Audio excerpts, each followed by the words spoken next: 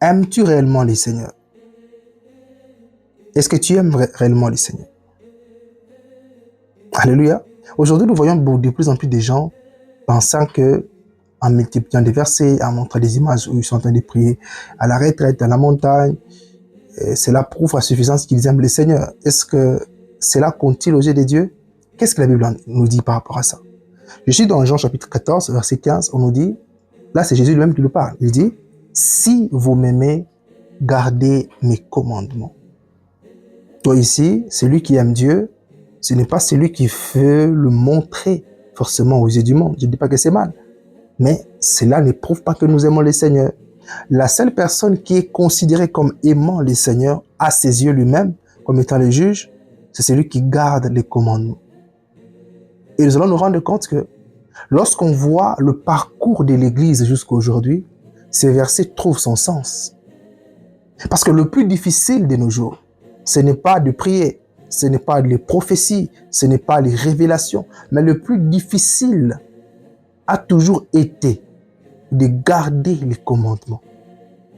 Les conflits que nous avons eus tout au long de notre histoire en tant qu'Église, les rivalités qu'il y a jusqu'à aujourd'hui, trouvent ou puisent sa source dans le fait que il est de plus en plus difficile, mais il a toujours été difficile pour l'Église, voire même pour les Juifs, de garder juste les commandements. Et cela est très grave, du fait que Dieu considère qu'un homme l'aime lorsqu'il garde les commandements. Voilà pourquoi il était fâché contre Adam et Ève. Parce que Adam et Ève, c'est qu'eux ne comprenaient pas. Que Dieu n'était pas fâché seulement parce qu'ils avaient obéi au serpent. Mais Dieu était beaucoup plus fâché contre Adam et Ève parce que Adam et Ève avaient manifesté de l'amour envers les serpents, qu'envers le Dieu qui les avait confié la terre, le jardin, où il y avait tout. En écoutant les serpents, ils ont dit indirectement à Dieu qu'ils ne l'aiment pas. Voilà pourquoi le Seigneur était vexé. Voilà pourquoi Dieu était en colère contre Adam et Ève. Parce que Dieu considère que celui qui l'aime, c'est pour lui, c'est la personne qui garde les commandements. Il dira à Abraham, quitte la maison de ton père et de ta mère, va vers le pays que je te montrerai, je vais t'enseigner mes lois et tu vas l'enseigner à tes enfants. Autrement dit, tu vas garder mes commandements et tu vas aussi enseigner à tes enfants à garder les commandements. Ou même la Pâque a pour objectif de rappeler au peuple, pour nous chrétiens, le sacrifice de la croix, pour les juifs, leur libération de l'Égypte. Donc de garder quelque chose. Si tu veux prouver que tu aimes Dieu, c'est simple. Lis la Bible. Laisse le Saint-Esprit interpréter la Bible. Ne cherchons pas à moderniser les choses. Ne cherche pas à façonner la parole de Dieu, bien les enseignements, à ton image. La chose la plus simple pour nous en tant qu'enfants de Dieu, pour nous en tant qu'Église, c'est juste garder les commandements. Le prix a déjà été payé. L'Église n'a pas besoin d'être sauvée encore une deuxième fois. La doctrine de Christ est là. On n'a pas à créer de nouvelles doctrines.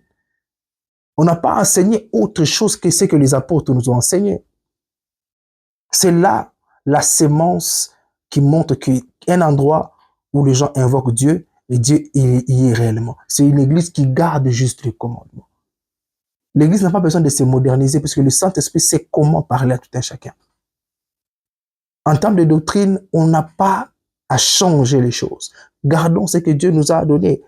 Comme l'église de Philadelphie dit, garde ce que tu as. Gardons Dieu. Si tu veux prouver que tu aimes le Seigneur Jésus-Christ, c'est simple. Gardons juste ses commandements.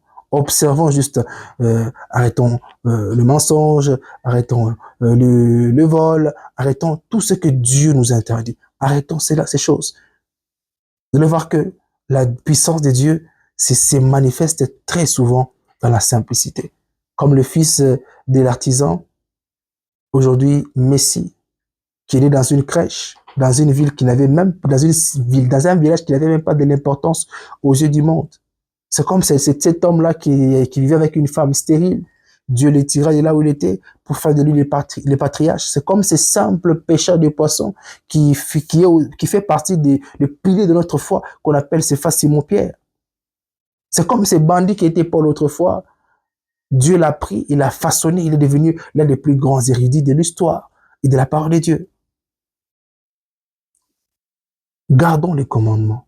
Et très souvent, notre Dieu manifeste sa puissance dans la simplicité. Je crois que ce message t'a béni et je l'espère. Partage cette vidéo, n'oublie pas de t'abonner et que Dieu te bénisse et que ce message soit pour toi un moment de réflexion, de bénédiction. Et j'espère que cela va t'aider encore à te rapprocher du Seigneur. Shalom, à très bientôt.